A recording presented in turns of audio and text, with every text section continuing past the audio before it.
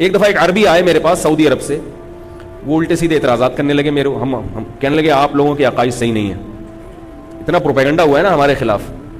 میں نے کہا مثلاً, انہوں نے کہا وہ فلاں کتاب میں یہ لکھا ہوا ہے, فلاں کتاب. میں نے کہا میں بیٹھا ہوں, ٹھیک ہے, آپ نے کہا نا کہ آپ لوگوں کے عقیدے صحیح نہیں ہیں, تو مجھ سے پوچھ لو بھائی. تو وہ ایک ایک پوچھتے گئے, میں بتاتا کہ میرا یہ عقیدہ, تو کہہ رہے تو صحیح ہے. تو میں نے کہا ہمارے اکابر کا بھی یہی ہے, سب کا یہی ہے. کتابوں میں کیا کرتے ہیں, گھماتے ہیں بات کو, لفاظی کرتے ہیں, ادھر ادھر ہیر پھیر کرتے ہیں. تو اس لیے تمام دوائیں بچوں کی پہنچ سے دور رکھیں. تو میں جو اصل بات کی طرف آتا ہوں کہ کچھ بنیادی عقائد ہیں جن میں اختلاف رائے کی گنجائش نہیں ہے. وہ بنیادی عقائد کو میں ہر ایک کو بیان کروں گا تو بات لمبی ہوگی. ایمان مفصل اور ایمان مجمل پڑھتے ہیں نا بچے, یاد کرتے ہیں. اگر آپ لوگوں نے یاد نہیں کیا تو کسی مسجد کی کسی قاری سے ایمان مجمل اور ایمان مفصل اللہ کا واسطہ یاد کر کے اسلام میں داخل ہو جاؤ. صحیح ہے نا.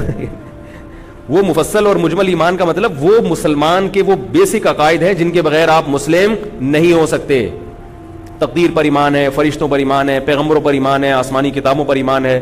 یہ ہے بنیاد, اللہ کی توحید کا اقرار ہے. ٹھیک ہے, ان میں اگر اب کوئی اختلاف کرے, اب کوئی صاحب کہے کہ اسلامی تعلیمات کے مطابق اللہ دو ہیں, معاذ اللہ, آپ کو طیش آ گیا, اس کو غصہ نہیں آ رہا جس نے کہا کہ اللہ کتنے ہیں, دو ہیں.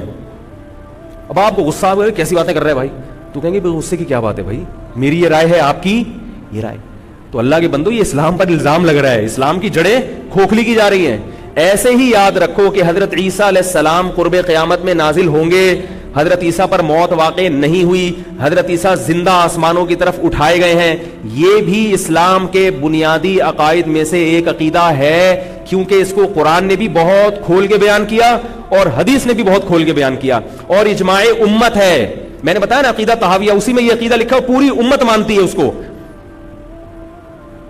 اب اگر کوئی قرآن کے الفاظ کو توڑ موڑ کے حضرت عیسیٰ کو مردہ معاذ اللہ ثابت کرنے کی کوشش کرے گا, تو پھر اگر کوئی مولوی ہوگا تو اسے غصہ آئے گا, کیونکہ اس کا دین سے رشتہ ہے. جس کو غصہ نہیں آ رہا, یا تو اس کو بیچارے کو پتہ ہی نہیں ہے کہ اسلام میں اس عقیدے کی کیا اہمیت ہے, بعض بیچارے کم علم ہوتے ہیں, یا اس کو پتہ ہے تو اس کا اسلام سے رشتہ مضبوط نہیں ہے, وہ دین میں تحریف ہو رہی ہے اور اس کو غصہ نہیں آ رہا.